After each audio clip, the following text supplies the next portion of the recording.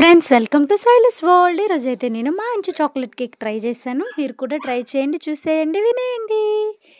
అందరికీ mothers day శుభాకాంక్షలు. మా అమ్మ చేత కేక్ కట్ చేద్దామని ఈ సంవత్సరం అయితే నేను ఇంట్లోనే చాక్లెట్ కేక్ ప్రిపేర్ చేశాను. నాట్ బ్యాడ్, పర్వాలేదు, బాగానే వచ్చింది. బేకరీ అంత టేస్ట్గా కాకపోయినా పర్వాలేదు, ఇంట్లో తినేలాగా ఉందన్నమాట. యాజ్ ఏ మదర్గా మనం మదర్ అయ్యాక మన మదర్ వాల్యూ ఎక్కువగా తెలుస్తుంది మనకి. ఓర్పు, సహనం అన్నీ మనకి ఎక్కువగా వచ్చేది మదర్ అయ్యాకే.